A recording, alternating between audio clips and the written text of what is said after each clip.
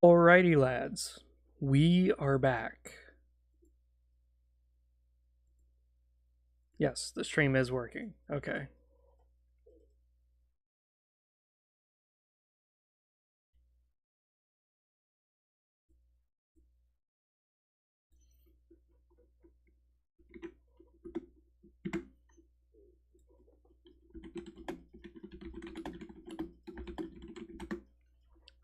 So, right now with this live stream, we are going to be continuing our design of our game. Now, where we left off was I was drawing my character. I made just one little improvement that you guys did not see, but the people in the chat did. Is this? I just simply made him into a token, and I simply added the fire around his head. That is it. This is about the extent that I'm going to leave him in. Right now, I want to focus on creating a different character. And this one is going to be more for our actual game. But right now, we have a few things. We have Eblin, Rotten Mouth. We have Putantil, the creator of flies. We got Sarpadius the Black. Zruki Realmbreaker. This is supposed to be a Hilden, by the way, so he's a really gnarly looking Hilden, but there's a reason for that, and we're going to get into all that juiciness to the players when they play the game. Again, the goal is to create a living setting, and the living setting is supposed to be this crazy amalgamation of terrible, terrible, terrible people. But these people are terrible because they need to be to survive. And you, the player, are going to have to be a shitty person to survive. It's not because you want to, it's because you have to. So right now we have Anorcus, the organizer. He's doing all right. We have Putantil, the creator of flies. Zruki. We got to create a bunch of other characters too. And the reason why I'm creating characters is because this all harkens back to the cities and landmarks that I made. But the cities and landmarks, I need to make Illifer. Illifer needs to be created. Then we need to create a. I don't care about Arachnagorus because we actually have already in Roll20 a good image. So we're fine. I'm not going to make a token for that. I'll make a token for his spiderlings, but not for that. We don't need a Kumish, but we may need Hailvar. We might need him. Depends.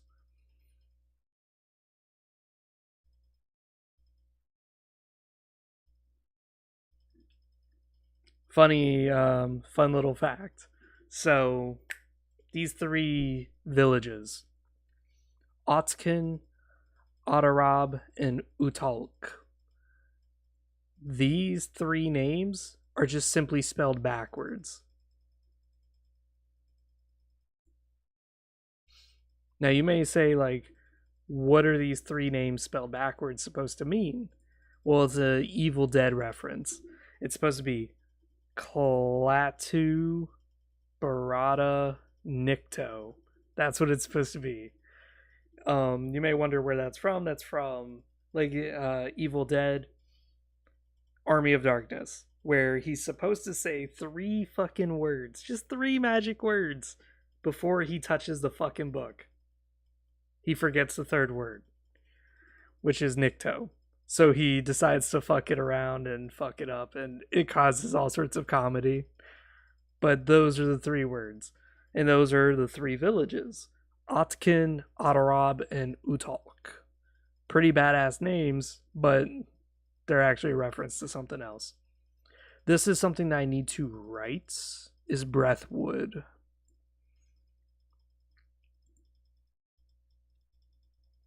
So let's go to Roll20, because it's not going to make sense unless I show you the map.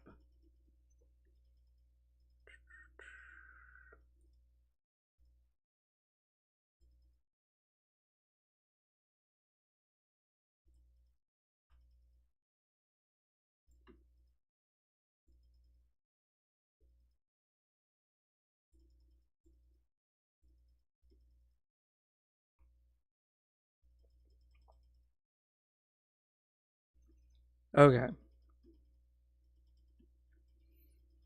So yeah, this is going to be our Arachnogorse. We're just going to use that as his model. We're fine with that. This is the Forest of Death. You notice that these things look like flowers with, not flowers, but giant mushrooms. That's exactly what they are. And you notice these three tiny little symbols here next to the compass. Those are the three long lost villages that no one has seen in ages. So the Forest of Death encompasses this whole region.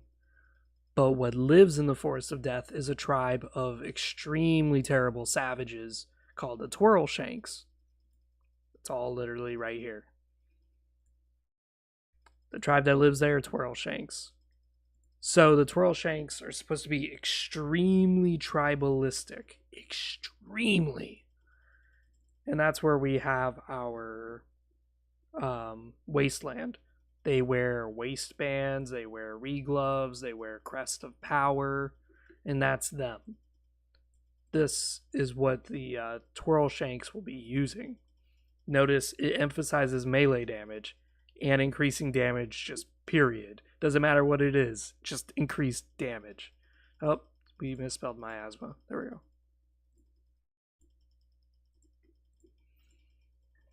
Now, the point of the Twirlshanks is that they're going to be like your standard tribe. They're very, very, very. What's the word I'm looking for?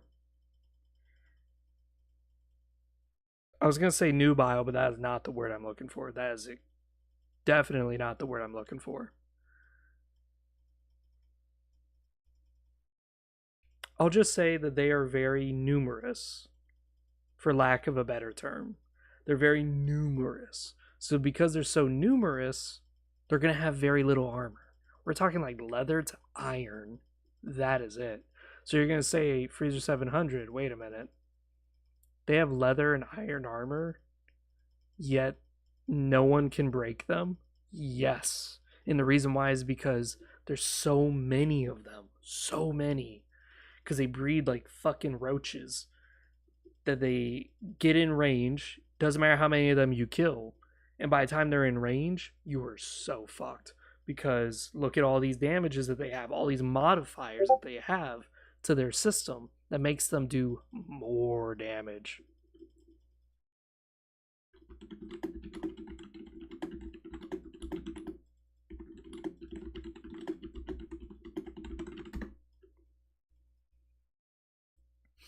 So again, the Twirlshanks may seem like an easy target because they're so weak, and then they have no other alternative other than to charge at you and stab you with their arm blades. But reality is, it's actually very scary. It's very dangerous because they get +2 to their melee attack, another +2 to their melee attack. That's +4 on top of the fact that those wrist blades already give them another +4. So now you're looking at +8 damage on their fucking hands. It's like, wow. So if they have 6 strength divided by 2 is 3 damage, plus 6 melee skill divided by 2, which is 3 damage. So now you got 3 plus 3, 6. Now you got +8. Oh my god, that's 14 damage. Yeah, that's gonna fucking suck. So you're gonna need to be like max level to break these fuckers. But even then, it's not a guarantee.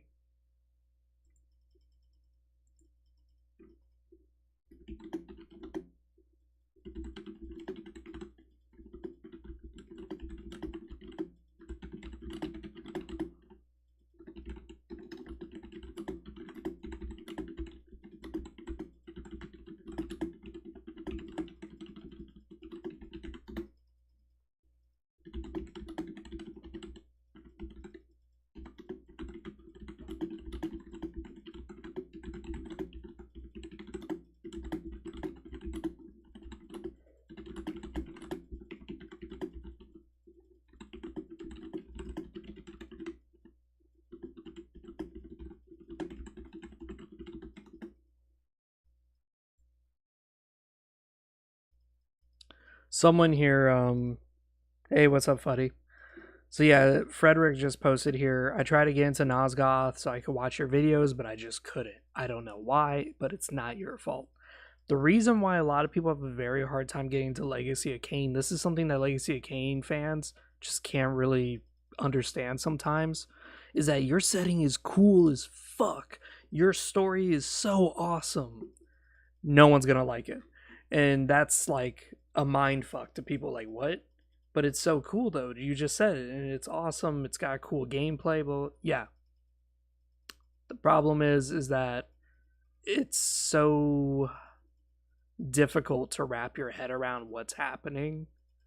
There's no real casual playing of Legacy of Kain. It's always like some in-depth character discussions where they have really long dialogues about what does it mean to be a vampire, what does it mean to do this. And then also the games themselves are sometimes not that fun gameplay wise because they're mostly puzzle games. Not a lot of people like puzzle games. And the combat is very bland until you get to Blood Omen 2 and Legacy of Kain Defiance. Legacy of Kain Defiance, you have all these hit combos, blah, blah, blah. But it's the end of the story, basically. Like, there's a lot of shit going on that, while gameplay-wise it's more casual for players to get into, story-wise it's way too much for players to understand what the fuck is happening. So that's one of the issues with Legacy of Kain. And that's why when it comes to new people getting into Legacy of Kain, I always recommend just kind of try watching my videos, not as an advertisement, but just because it'll dumb it down into a very digestible form for you to kind of nod your head and go, oh, okay, I see what Freezer 700 was saying. So now when I play Soul Reaver 1 or watch a video on it, I can see what those clans are. I can guess what they do. Oh, look at that, it all connects. This is much easier because for some reason, I don't know why, psychologically speaking, it turns out that when people know the ending of a story or know the ending of a TV show or whatever, they're more inclined to finish it. I don't know why that is, but that's a true psychological fact that's just weird to me. Is that if you know what to expect, you're more likely to watch it. That's weird, but that's why these YouTube videos are very important, and that's why when I write the website, I put a very basic gist of what's going on. Very, very, very basic gist. This is like 2 paragraphs, which is 1 little sentence. And even this could be too much for people. This could be a lot for people. So, as I said,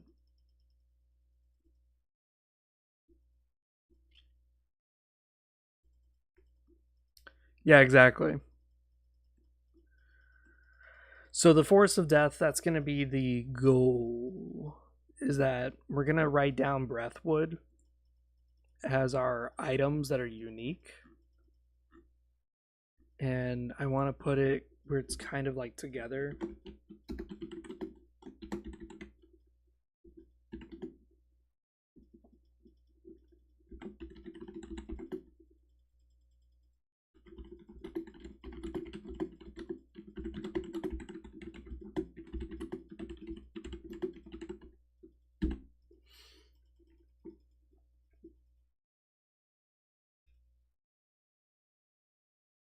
So we're making Breathwood, and Breathwood is going to be important for players because it's the only source of wood. So if you get a small piece of Breathwood, you could sell it for a lot of gold. And the reason why is because most stuff in the world is made out of stone and metal. So if you're bringing wood, wood would sell insurmountably. This was actually kind of talked about in an interesting discussion forum, science forum, was what would be something that an alien species would come to Earth and have a high economical demand for.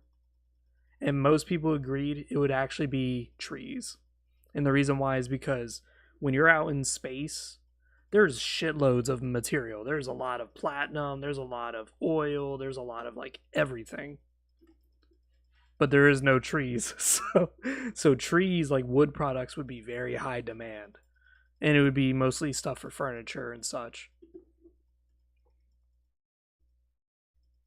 But we're gonna put down Breathwood, and the reason why is because there's a type of creature I've been planning to put, and it was inspired by Dead Space.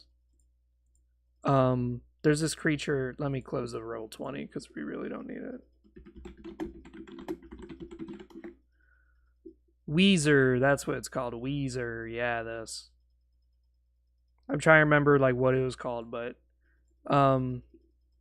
I was watching a guy play Dead Space and I saw this pitiful looking thing. So what this does is it inhales and exhales, and then a huge shit ton of toxic gas comes out and it could kill you. And I was like, you know what? That would not be a bad idea in the demon realm to have a demon or a mutant that exhibits gas. And players would have to either be resistant to gas or poison damage, or they would have to find other ways of killing the beast. Like maybe they'll invent a gadget that's like a gigantic crossbow. Now here's the problem: who's got range proficiency to actually snipe the fucker with this giant crossbow? Or this is where the Breathwood comes in. This is why I wrote this down. You could probably make a gas mask out of the Breathwood, and you can use it. It literally says it here, is that you can use it to get close to the creature and not take poison damage.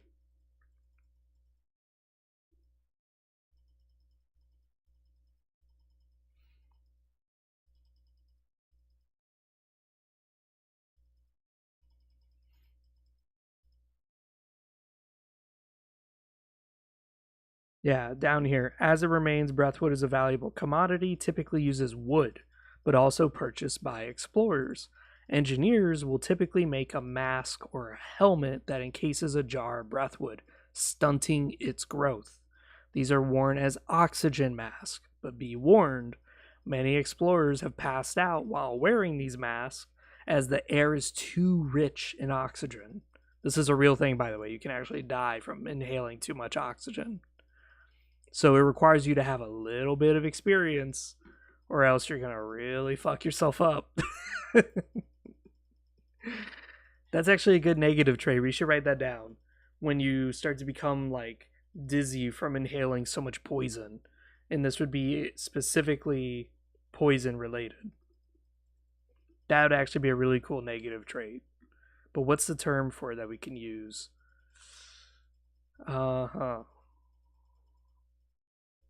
I've been writing a lot of negative traits, and the reason why is because there's so many positives. Look at all these positive traits. There's so fucking many. So we need like a lot. So let's think. I'll just say delirious or lightheaded. Yeah, lightheaded.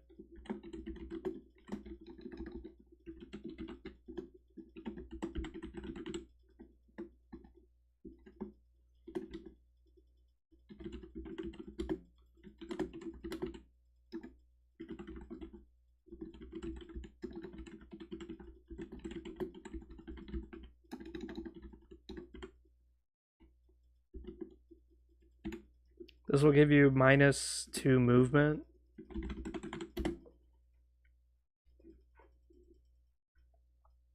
And this will also cause you to take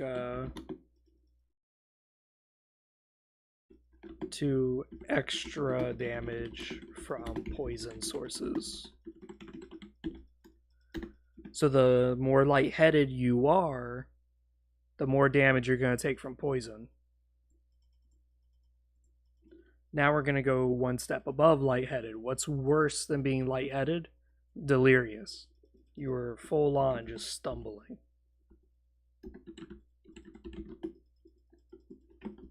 I actually spelled it right on the first try. Yeah, that's right. I'm the big sausage when it comes to grammar.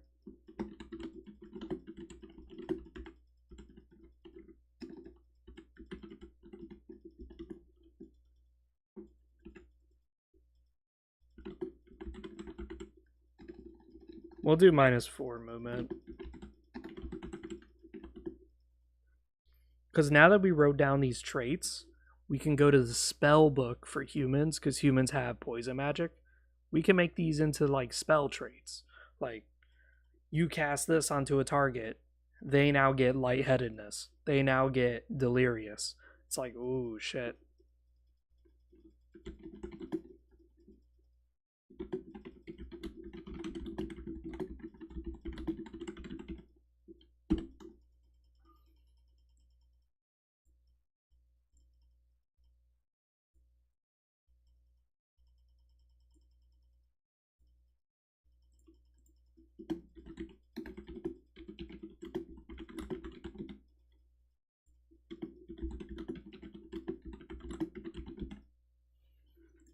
Yeah, I'm gonna write these down. Goes away once cured.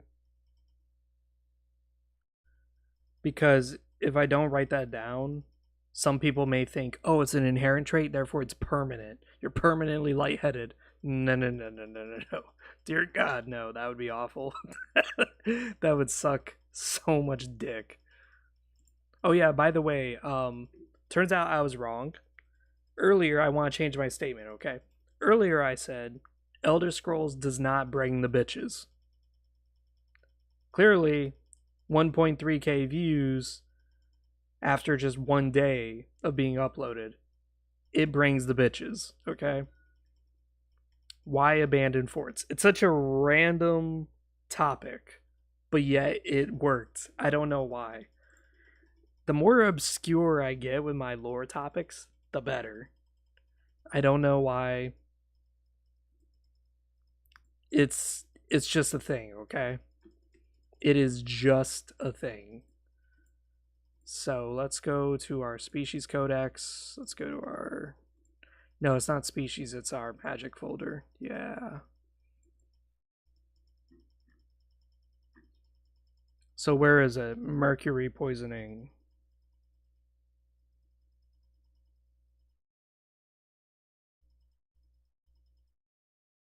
Peroxide.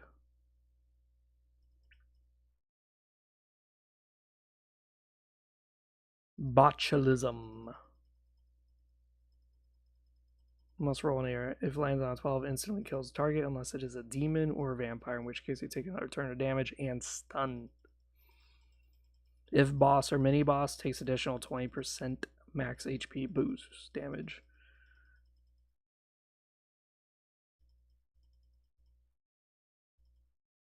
This is a monoxide. This is the one.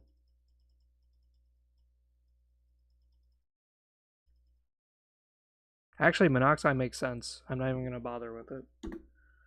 Let's try doing...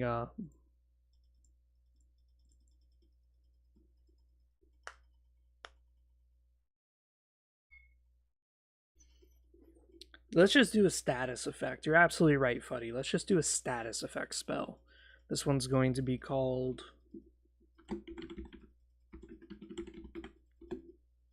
Intoxication. This is going to be 8 runes. And what intoxication does is it makes you lightheaded. It makes the target lightheaded.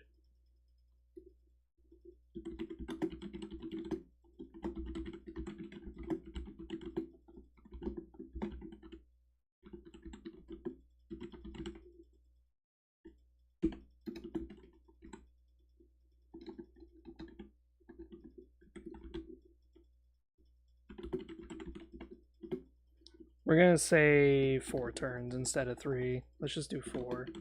Because then it's basically the entire battle. Battles are usually very quick. But intoxication. Must have 4 cunning and 4 magic skill to cast. Must roll...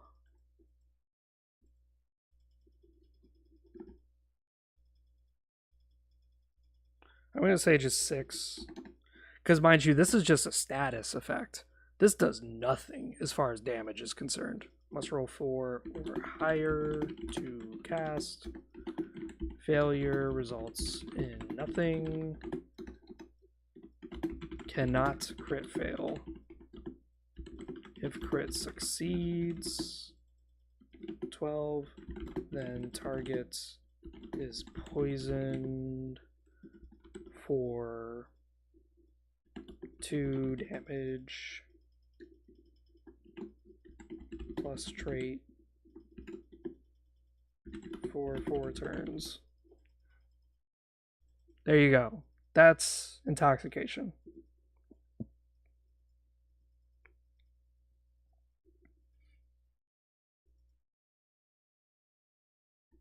Arrhythmias. So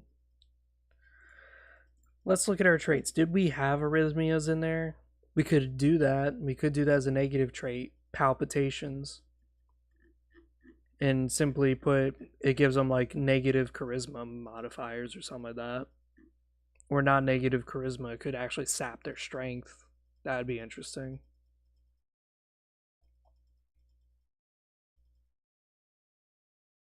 Oh yeah, I put this in the game, large and obtunded, so you can play as a fat motherfucker.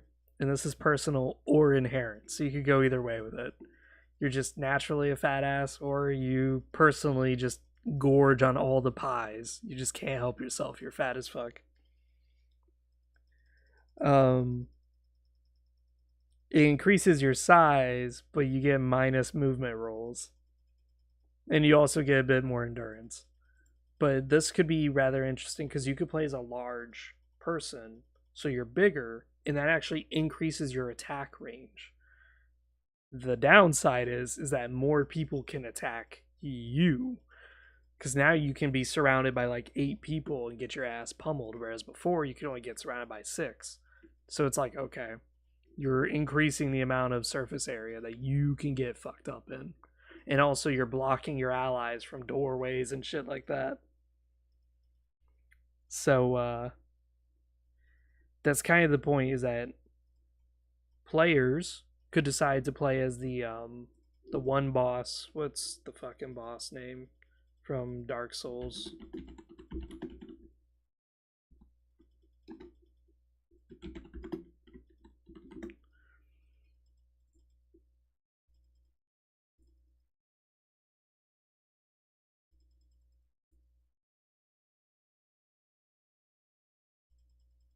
I don't remember their name.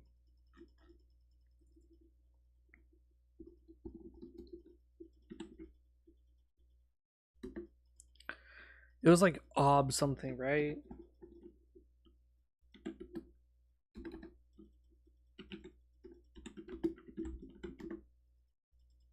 This is it. Ornstein and Smog. Yeah. Or Smog, however you want to call it. So you guys could role play as Obstein and Smog. Ornstein and Smog, yeah.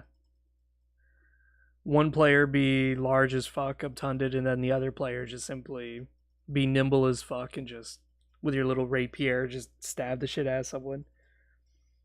But so let's see. Yeah, Pancake. You could be basically a hobbit, a midget. That's great. So let's do palpitations.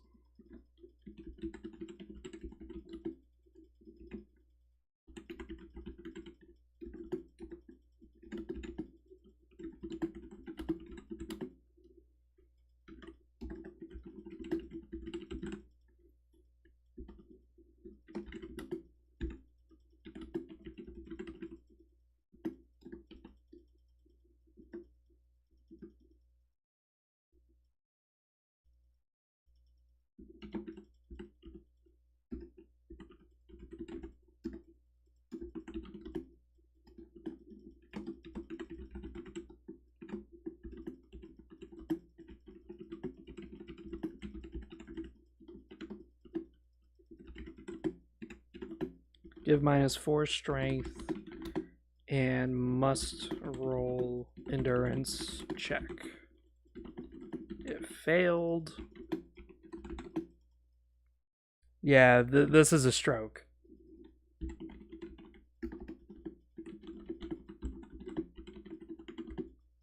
Then player has a stroke.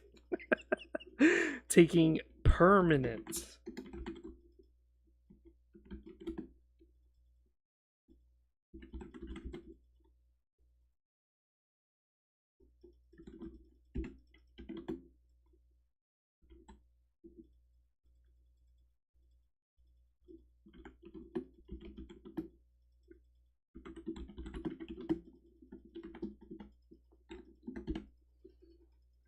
Oof.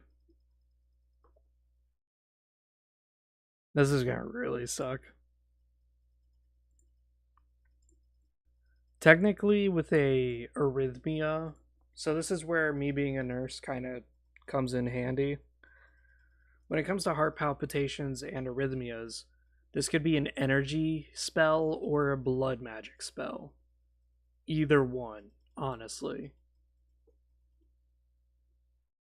But this is going to be interesting, though, because what game have you ever played where you're risking the run of having a fucking stroke?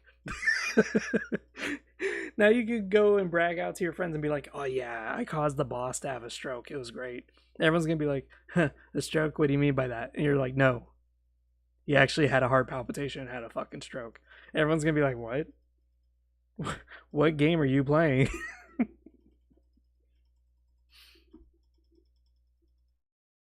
So we can go to our. Honestly, as I said, it could go under energy magic or the other one, blood magic. Because again, you have to think the heart has its own electrical. Um, what was that? It's my friends being dumbasses. So it could be energy magic, or it could honestly just be um, that. I would actually like to put it in here, energy magic, and make it where the player has to be a criminal. Because only a criminal mastermind would make you have a heart palpitation. That would not be bad. And then for the vampires, we'll make it a spell that requires you to be a. It'll be the only blood spell that requires charisma and cunning, which is different because none of the blood magic spells required cunning. This one does because you're attacking your enemy through a weird way. Yeah, this is amazing. Yeah, this is top quality shit right here. Um,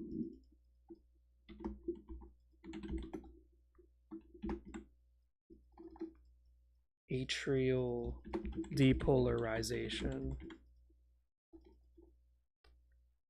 Yeah, we'll name it atrial depolarization, and we'll make it 6 runes because that sounds about right. Give your targets palpitations, and if has that trait, then give them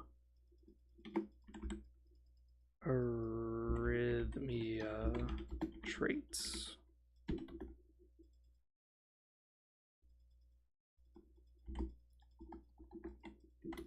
Lasts for 4 turns. Must be a criminal origin.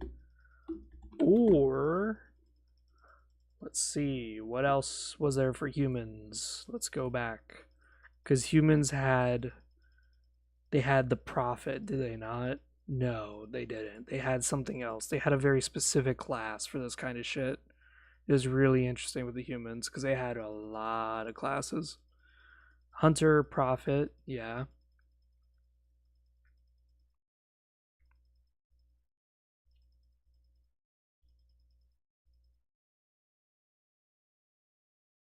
I'll just do Arcanist. Like, you have to be an Arcanist to cast this.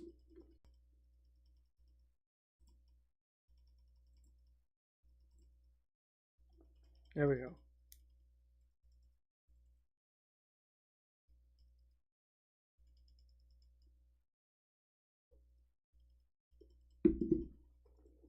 That's really annoying.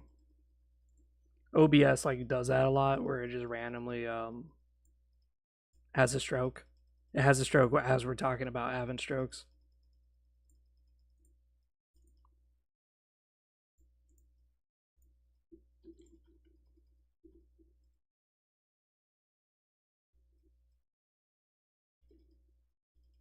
Failure results in nothing.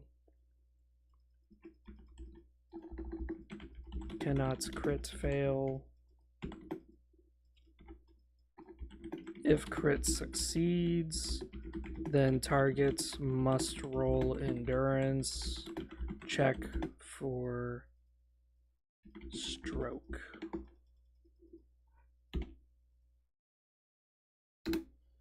So even if you give your target palpitations, like let's say you just cast it, it's your first time casting atrial depolarization. Congrats, by the way.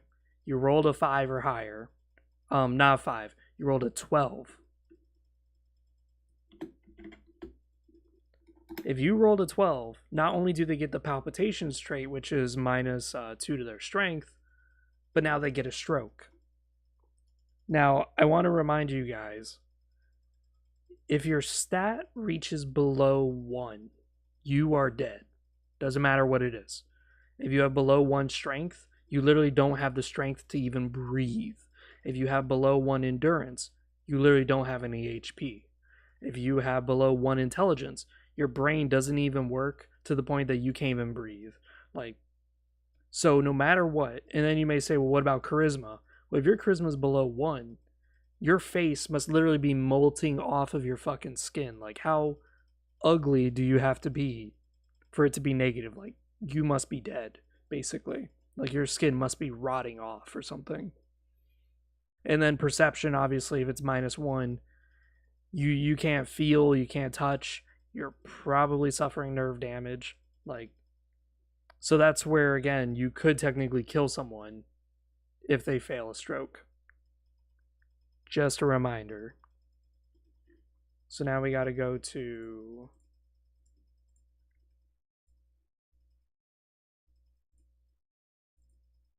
vampires, and we got to go to blood magic. Blood has a lot of spells, I ain't gonna lie. So what we're gonna call this is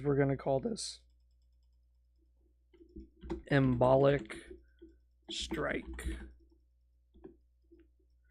An embolism is simply a moving object in your bloodstream. Just to let you guys know that. I'm gonna make this an 8 rune cost spell.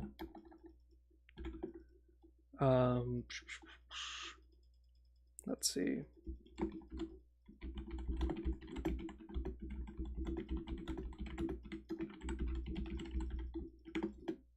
Actually, fuck that. Let's make this a very expensive spell. But it's a very expensive spell because you're causing someone a stroke. It doesn't give you palpitations. It doesn't give you that. It's literally just causing you a stroke. That is it. This way, players can just simply go embolic strike, boom, fuck your ass up. So we're going to make this the most expensive out of all the blood magic spells, and that's going to be 16 rune cost. You may say it's a lot, but you have to remember your target is permanently losing a stat. This is kind of significant. Or you know what? Let's do 14. Because again, it could be must have. Let's just say must have 4 cunning.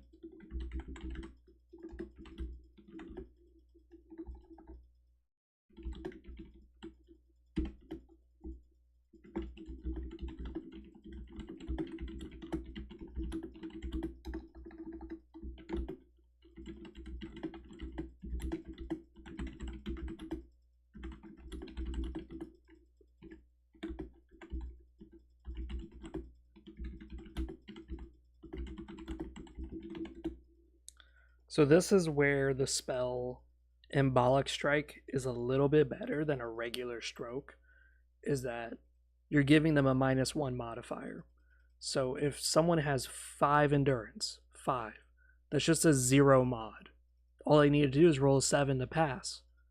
Well, embolic strike gives them a -1 modifier to their roll. So now it's like, okay, not only do you have to deal with that, but now you're getting a -1 modifier, which means that you need like an 8 or a 9 to not have a fucking stroke. We'll say you must have 4 cunning to cast, but we're also going to put in and have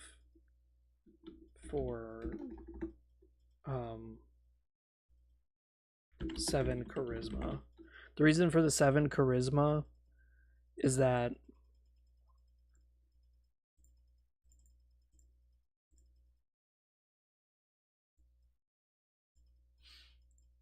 if I don't put the 7 charisma, what's going to happen is this could be casted by anybody who has 4 cunning. So that means even my character Velmar could start casting it, and it wouldn't really make too much sense. So we're going to make it where it's locked behind a charisma check. And this is again to deal with the fact that people may try to do this spell. Because again, it's a debuff. It is a permanent debuff to someone's stats. That is disgusting. Yeah.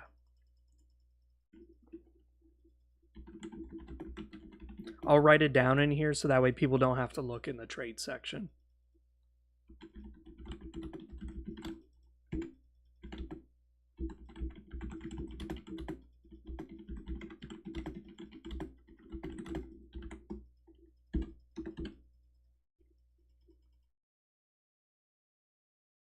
Now, I'm going to say selected by the GM. Just remember there is strength, endurance, perception, charisma, and intelligence. With those 5 stats, you could do like a dice roll. Like, say, here's 1d6. I'm going to make 6 a reroll, but you roll the dice. And by you rolling that 1 dice, you're selecting based on whatever number I assigned to those stats. So you could do it that way.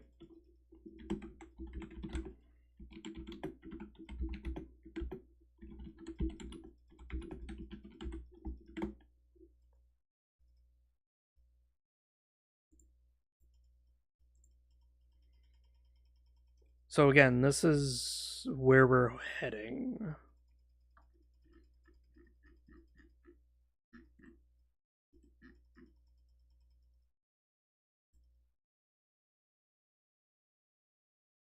Alright, so we got Breathwood.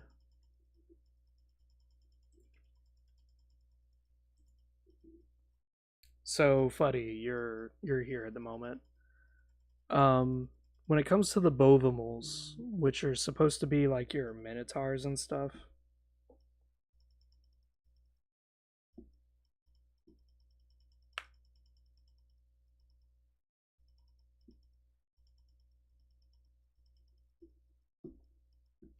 sorry, I got a text message.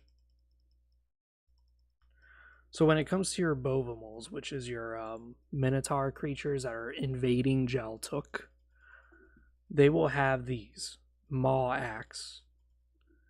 And the Maw Axe is pretty damn nasty.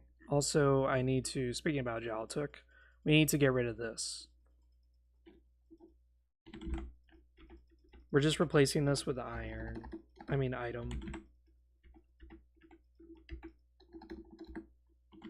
Because I thought about it too, and I was like, if they're restricted to steel, it's going to really fuck them up.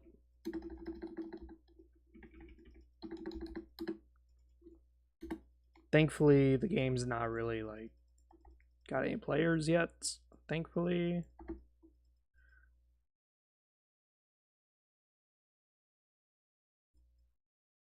So we're going to leave it like this.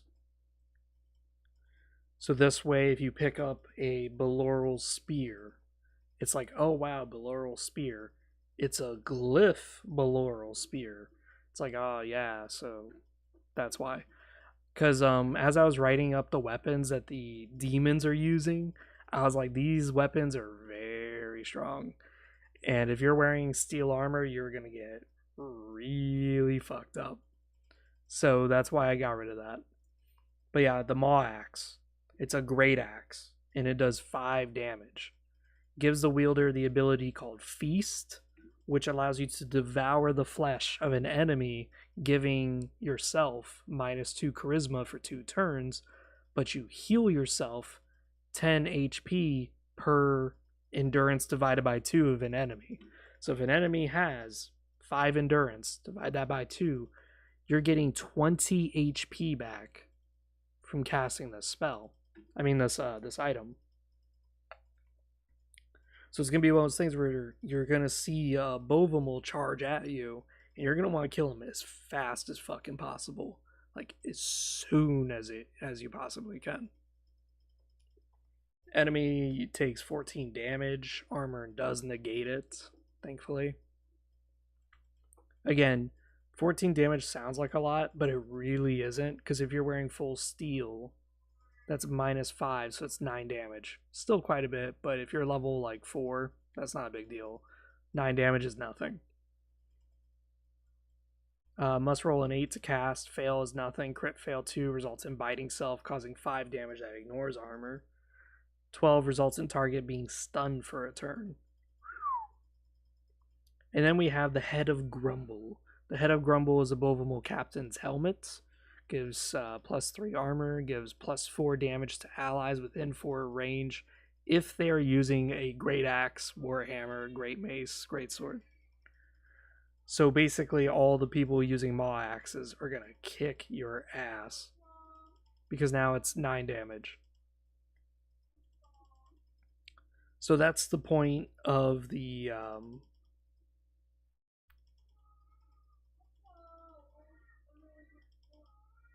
Bovumals, is that they're going to be charging at you, dual wielding Great Axes, which is the Maw Axes, and then they're going to also have their captains behind them that are buffing their Great Axes to extreme efficiency. But if you kill them and you take their weapons, you're going to be pretty damn good. You're going to be looking pretty fucking sweet.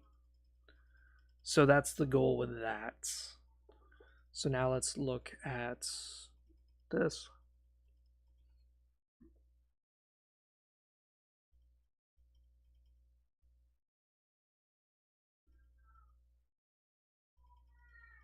Did I make a...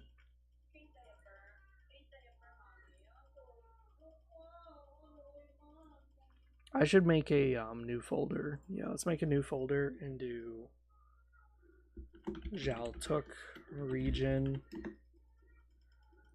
And the Jaltuk region, we'll just put those guys there.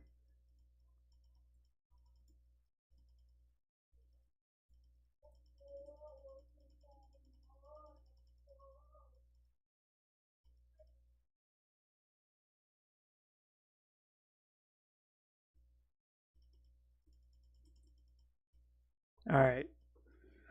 So we have this. We have the Corvmen, the Bovumal captains, the Bovumals, Legionnaires, which are the Ramans, and the Legionnaire leaders, Ramans again. We should make a folder for Nuring. And that's where we're going to have our sewer extraordinaires. And then we're going to have a folder for Divin.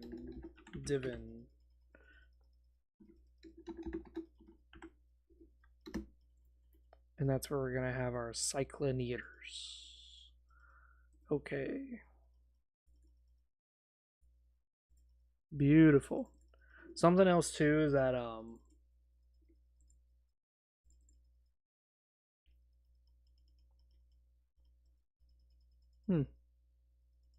this isn't a bad map. Yeah, we should keep this. What about this one? Not a bad map either. Okay, beautiful. Alright, so we're gonna do this. We're gonna put these here. We're gonna put these here. We're gonna make a folder called World Maps. World Maps. And that's gonna be our Bloodhaven, Dark Eden, and Mordis, and Demon Realm. Okay. So we got one map there, we got one map there. Beautiful. A lot of these are randomly generated. And the reason for the random generation is that way I can just add a story to it, and I'm really good at that, at making a story. Some of these I downloaded from Incarnate. Incarnate is what I use to make my maps. Like this was made from Incarnate. Some guy made this, and I just took it because it's very simplistic. There's really no detail here. It's very basic. Same with this, and this is going to be all of our stuff. Again, I wish I could do maps like this, but unfortunately, Incarnate demands money. It's a subscription, and I am not doing that because I am broke. I don't make the bitches yet. When I make the bitches, I shall do it. But until then, nope. I still have the alpha dungeon. The alpha dungeon's been here for a while now. I always have it. Vola, I think, sent me this. Yeah, Malik's Bastion. I remember I saved it, but we never really played it. I don't know why I have this. We should just delete it.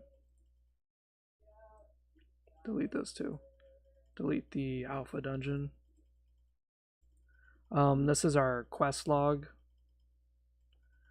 Again, this is one of our things.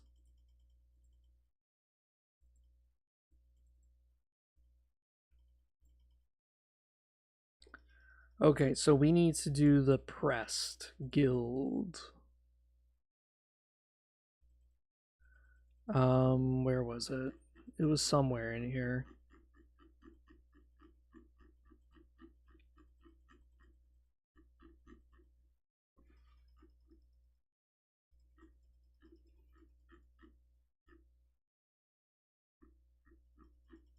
Somewhere in here, I remember I did it. Where is it? There it is. We're gonna name this boy Envisioned Doom Soldier. Beautiful.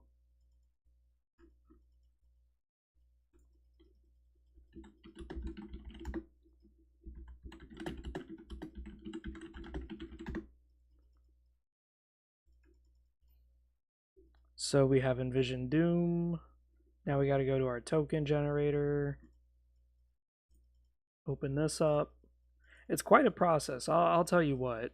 I am putting a lot of effort into this goddamn thing.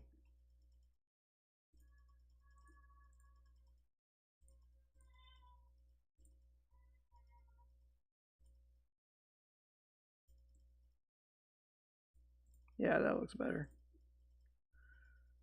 There we go. Envision Doom. Put you in the Divin slide.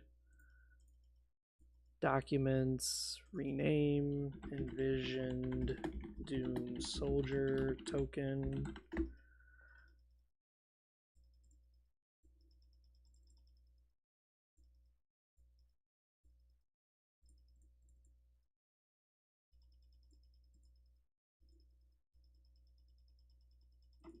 We'll just name this folder Wasteland Critters. And the reason why we're doing Wasteland Critters is because we're doing the Grain Harpies there. But we're also going to put a few other things there, like the Twirl Shanks. We're going to try to do a few things there. This has been a very productive stream, I'll tell you fucking what.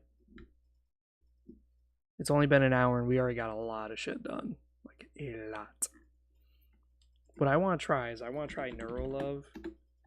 And I want to see if it can make me a...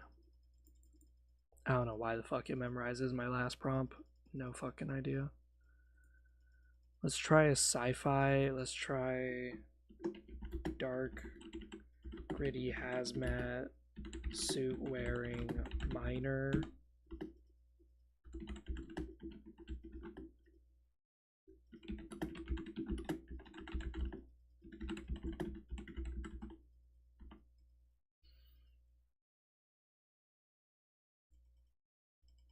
Let's try this. Let's see if this prompts up. Because what I want is like this guy who's using a two-hander thing. And that's going to be our... Where is it? I had it written down too. Divin. Our pressed miner gear. It's a full suit of armor. Oh, that's not looking too bad. That's not looking too bad. I kind of like this one a little bit more. Yeah, I like this one a bit more. We'll copy the image. We'll copy the prompts, I guess. Oh, that's right. It saves our thing. Thank God for that. Okay.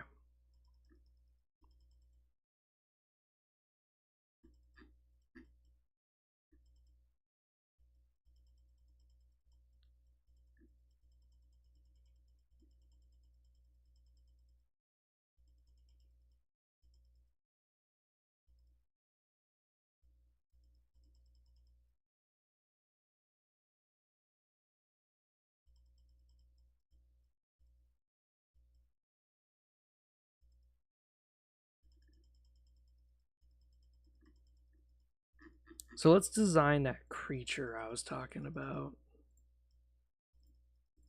Do, do, do, do.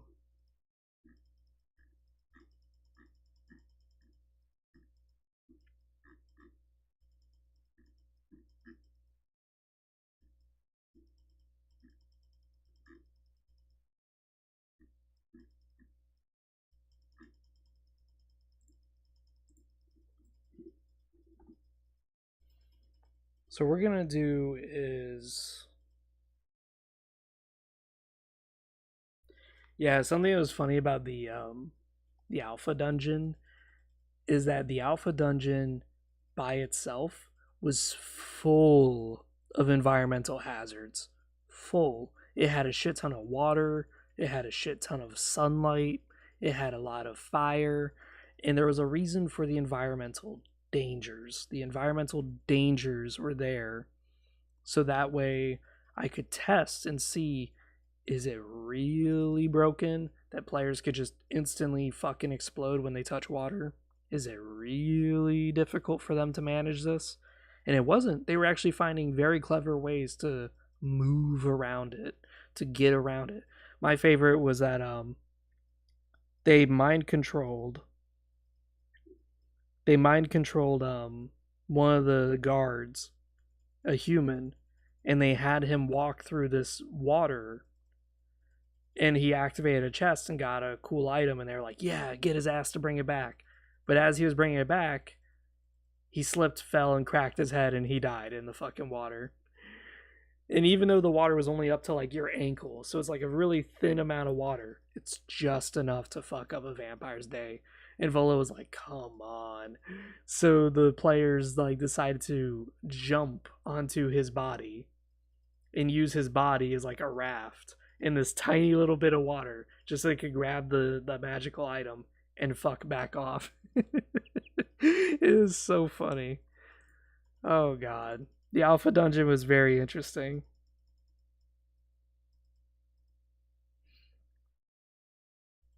So we're gonna name a creature that is known for poisoning people in a large radius. So the only way to really deal with it is to get close. Um, what I was thinking when I was thinking of this creature, again inspired by Dead Space, but I was thinking of a creature that would sit there and just exhume all this toxins,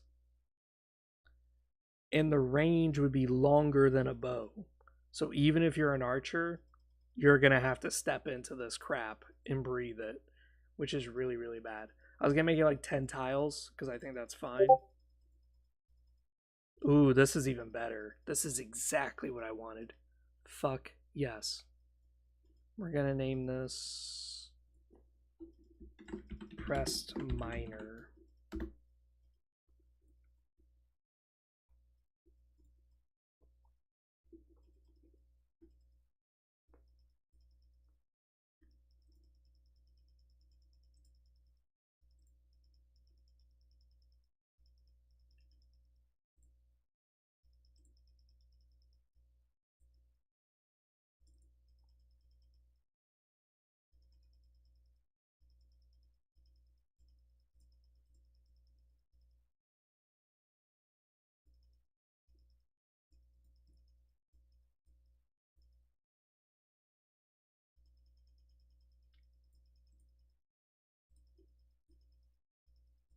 Beautiful.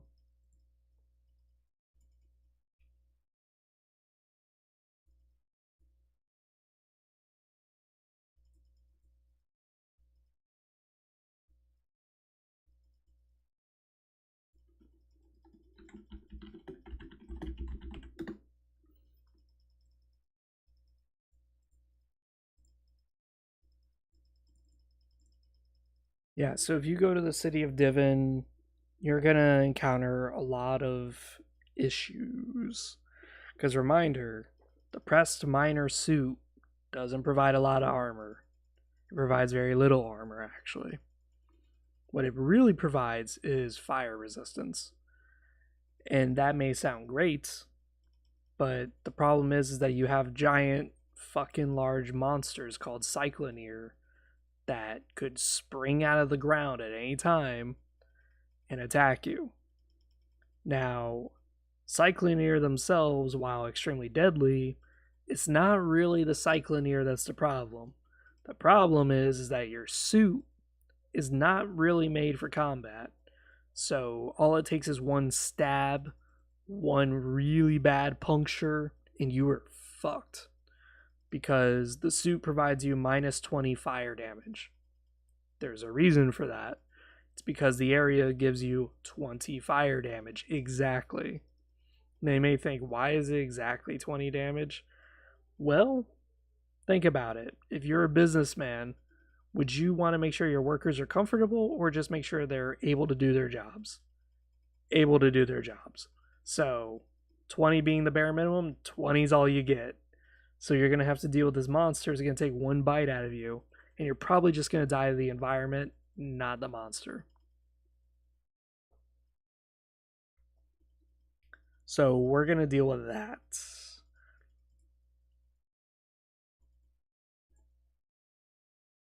Now we gotta think of a monster name.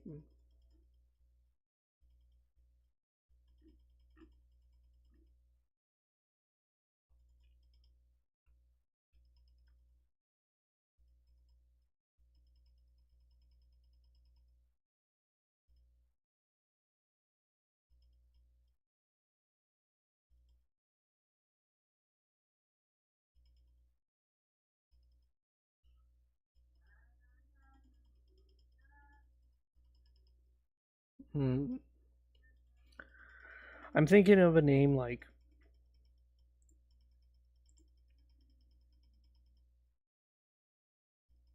What's the name of mustard gas?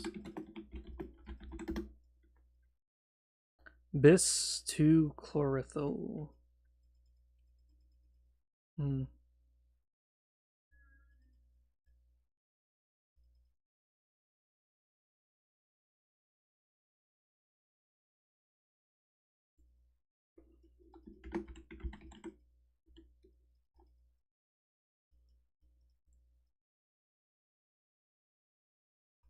Bichlorophyll. Is bichlorophyll a real word? Why is it not showing up red? That always makes me nervous when I type something. Oh, dichlorophyll.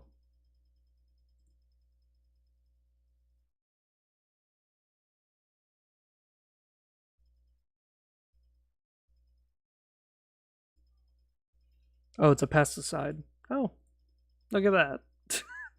We learned something new. Bichlorophyll.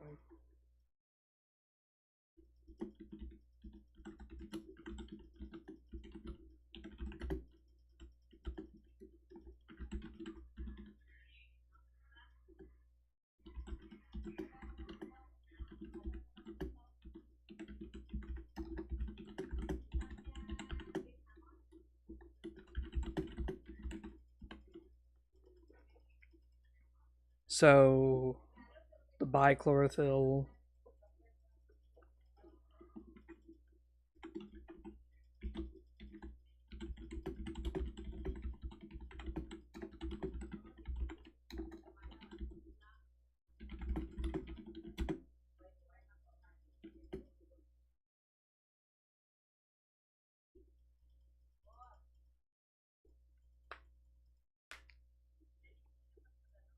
I'm trying to think of how I'm going to word this.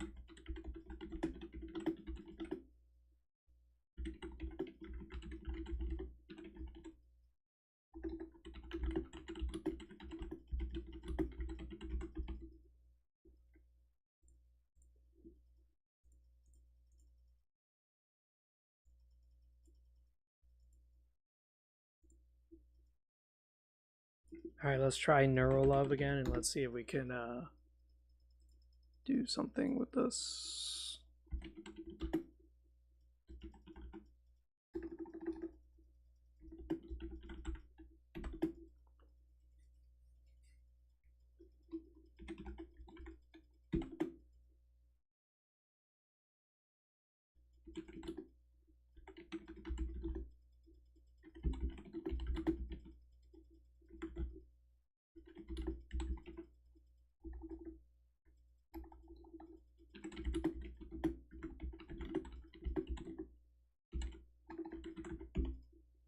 Let's see what this prompt gets us.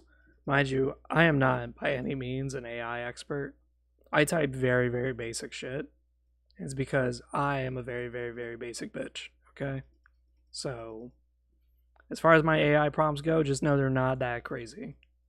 And there probably is a really good way of using this system. I just have no fucking idea. As I said, I can do stories, I can do adventures, I can make really cool stories, but I cannot do art. I can do like my basic stuff with MS Paint that a lot of people are just like, wow, this is actually amazing. You do this with MS fucking Paint of all fucking things. But as far as everything else goes, nope.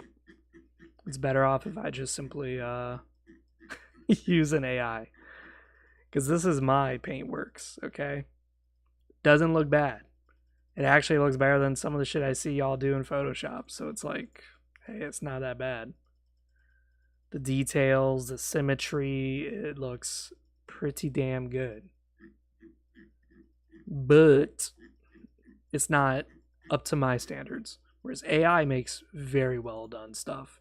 Like, very, very well done. So that's why I give AI its props. And I say, you know what?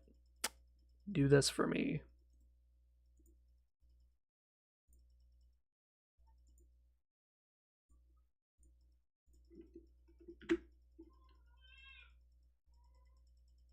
Let's get rid of large. We'll just do fat. Yeah, I want a fat. Because what I'm thinking of in my mind is like that creature from Morrowind, a slowed.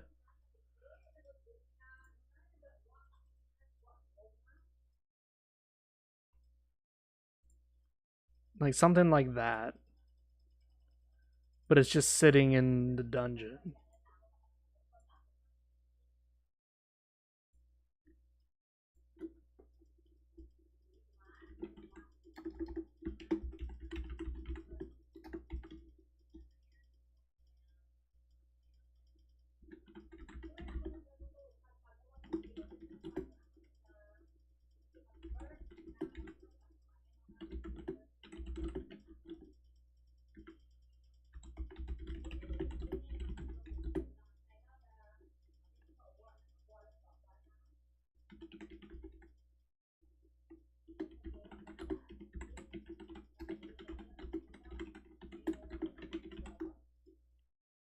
Um,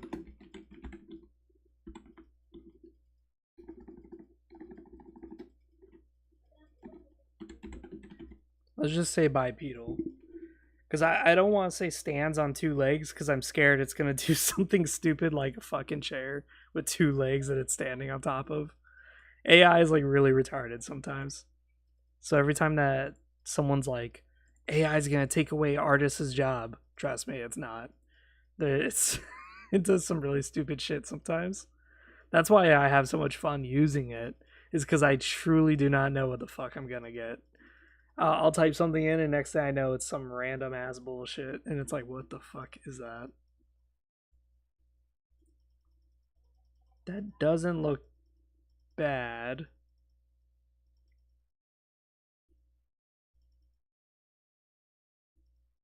I kind of like this a little bit more because it looks weird. This is one of the fun things about AI, is that AI makes things look odd. Like, why does it have 4 eyes? I have no idea. Like, I say bipedal and it shows me a fucking frog.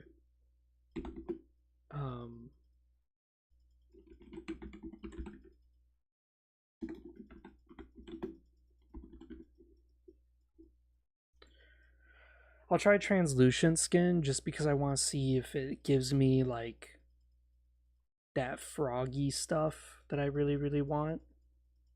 Tell me what you want, what you really, really want. So yeah, when you guys play the Demon Realm, just know that there will be a lot of environmental hazards. There will be a lot of, hello, what the fuck is that? Yeah, that's what I'm looking for. Give me this. This is exactly what I was looking for. Yeah.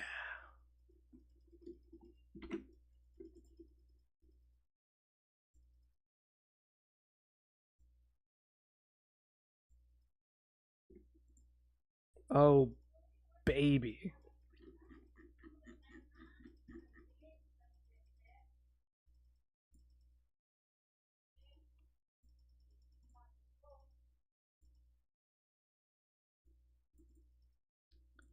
We also have diseases and plagues. Plagues. Blah, blah, blah, so this is going to be the diseases.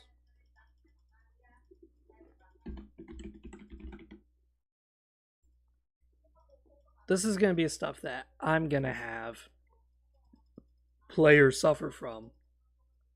Is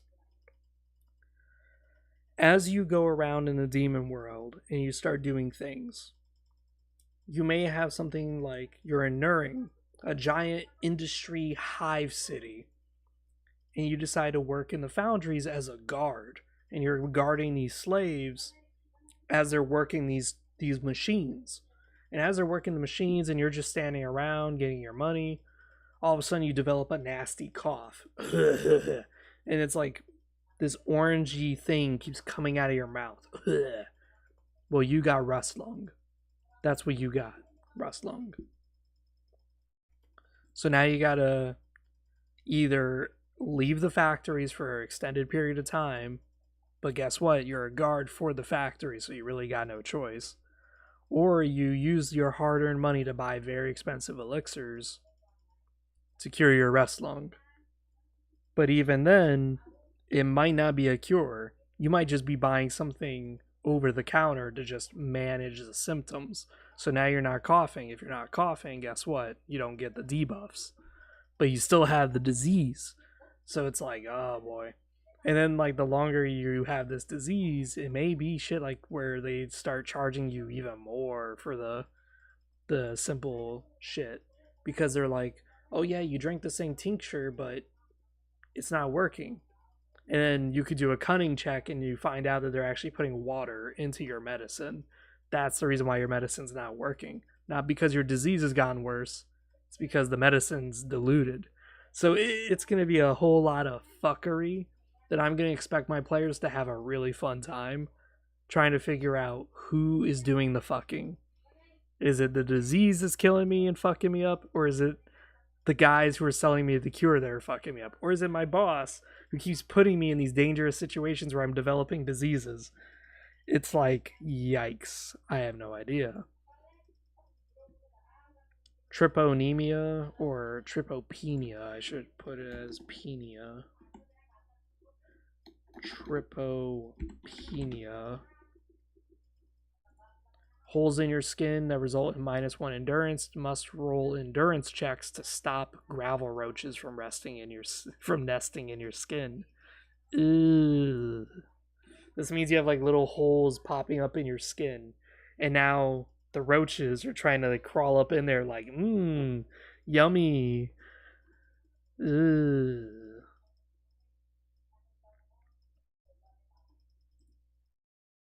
Again, I find this very interesting because I'm a nurse. I find it very interesting.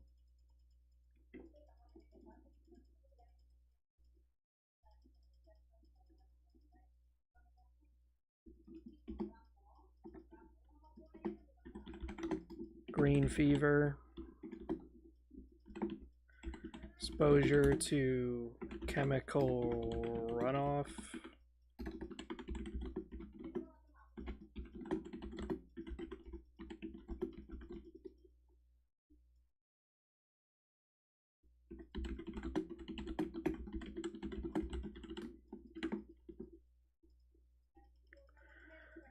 So green fever gives you a negative trait.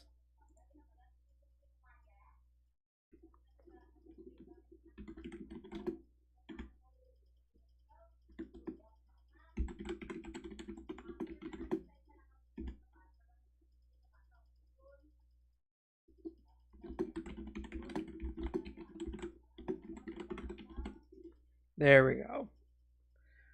So if you have green fever and you're trying to drink water, remember, Hilden get 10 healing from one water bottle.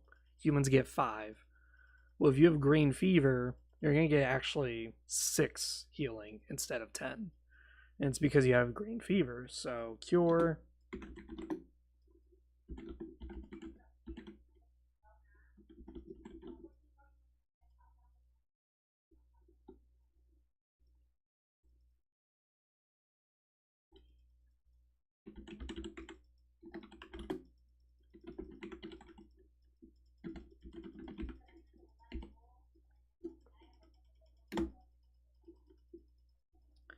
Yeah, you may think that this may be a little too rough of a game, but I should remind you that Skyrim disease list is fucking large. Like, oh wow, it's not as big as I thought, but Oblivion is huge. Oblivion's nasty. Let me pull up Oblivion. Oblivion has a lot. Look at these diseases that Oblivion has. Yeah.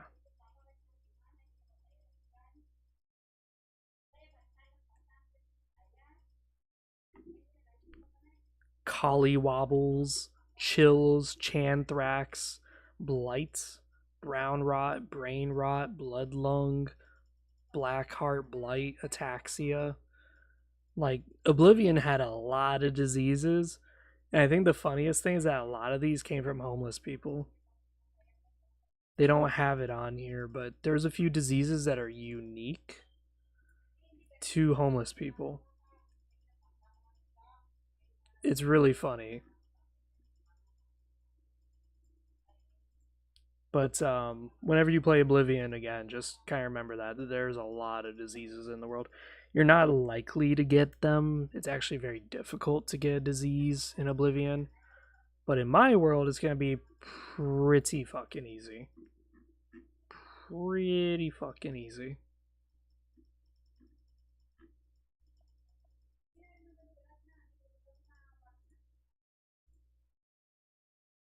Okay, so let's try a little bit more diseases and chemicals that you could be exposed to. We're gonna do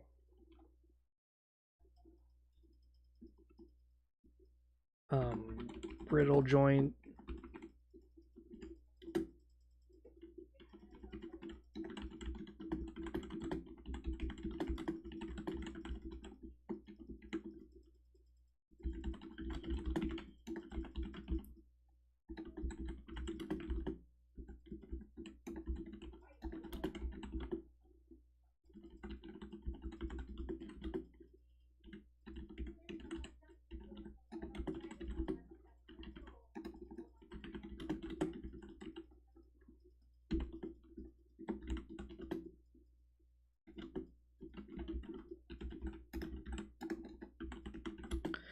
Oh, this is gonna be nasty. Gives 2 damage whenever player wears gloves.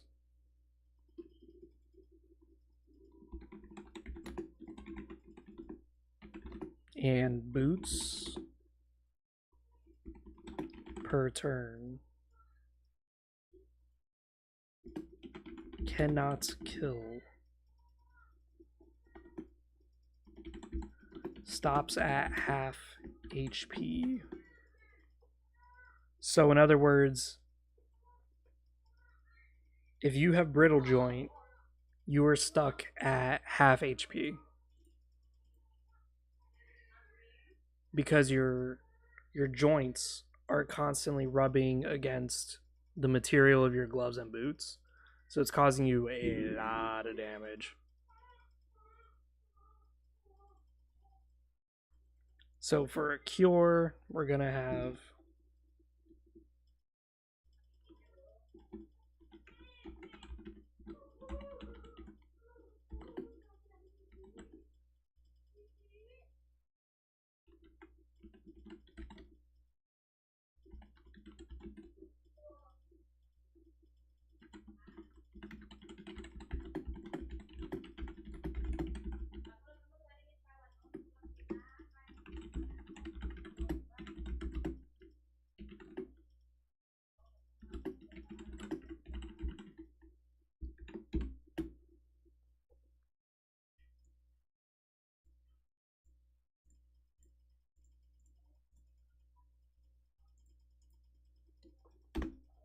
so you can just dip your hands and feet into 4 water bottles and your joints will work themselves out and heal themselves.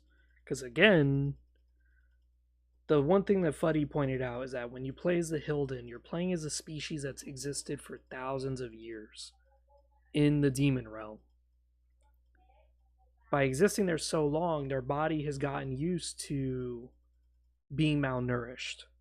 So what that means is when they drink water, the reason why it heals them 5 more HP than a human is because their body knows how to suck every individual molecule dry and how to use it to perfection. So, if you have arthritis in your joints, just dip your hands and feet inside some water and your bones will reform themselves, rehydrate, and you'll cure yourself just like that. Now, here's the problem. Where the fuck are you going to get 4 water bottles?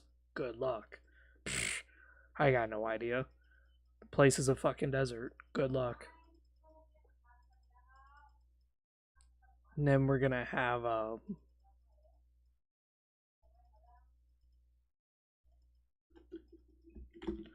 Natria. See, I hate that. When I type something and it doesn't come up red, that means that it's probably a word. What's Natria? Oh, great. It's a fucking pesticide.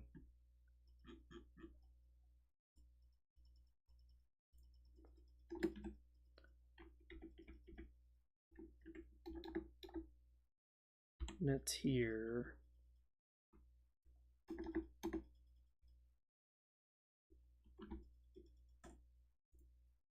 Okay, it's not a word. Oh, thank God. Okay.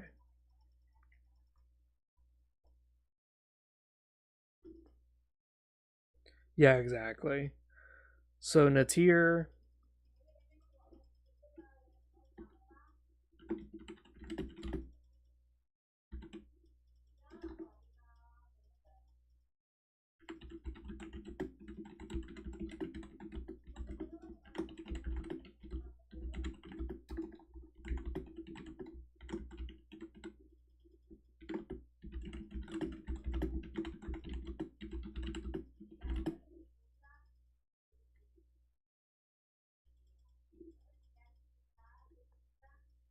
I'm trying to think of the word for it.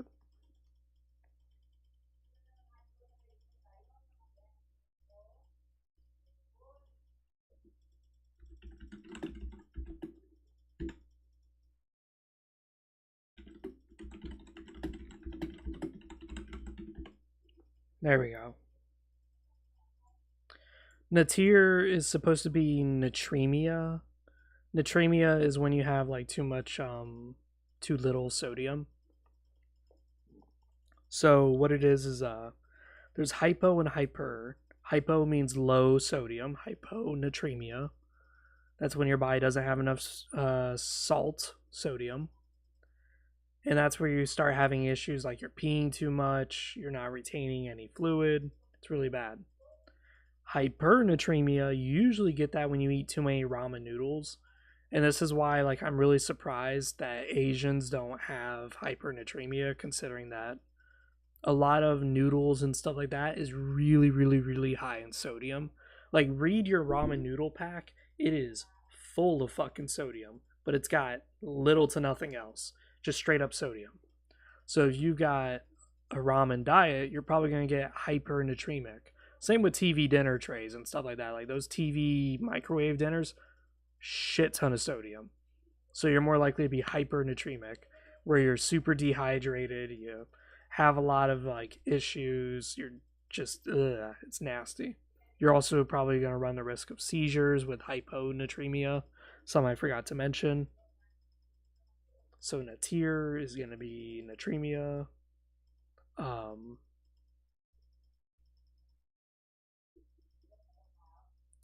want to make a disease that's actually not bad, but it's not exactly good for you either. What I'm thinking is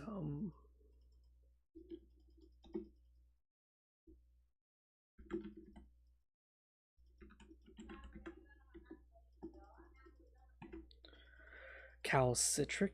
Is that a thing? Oh, thank God.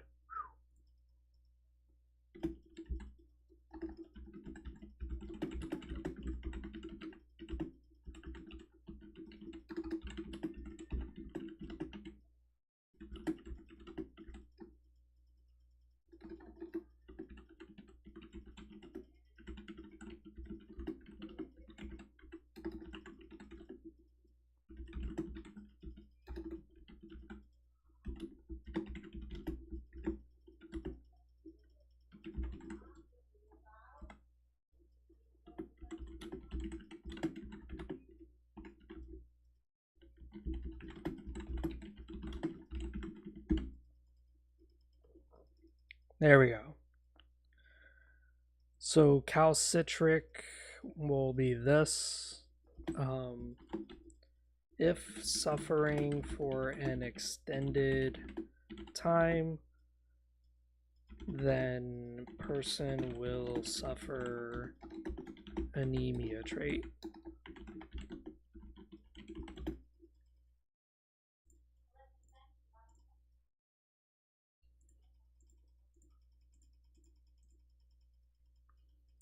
So calcitric sounds like a good disease. 4 armor? Pooh, fuck yeah, that's 2 damage reduced. But if someone does a water glyph on you, you're only going to heal 1. You're not going to heal 5, you're going to heal 1, which fucking sucks. And if you drink a water bottle, it's going to be 6 HP, not 10. So it's like, oh boy. And then if you have calcitric for too long, you're going to start becoming anemic because, again, you're taking way too much bone, way too much calcium into your body. So this is going to be Nuring in a nutshell, is that it's going to have a lot of diseases and chemical diseases that players are going to need to navigate. Like, should I really eat that custard sandwich that sounds really delicious, and it probably is, but if I eat it, I might get in a tear because it's not really natural for my body. On the flip side, I'll just fucking starve. It's like, shit.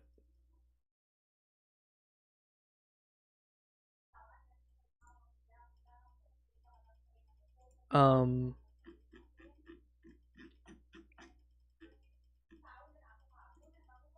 Nuring, we need to write items down. What would be an item that you would think would be really good? I think manufactured item.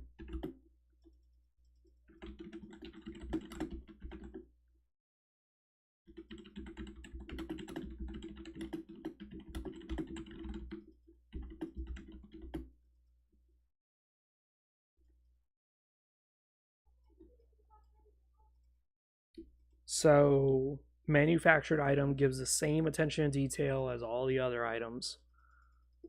So, you can have a poor manufactured item, and that gives you that. Um,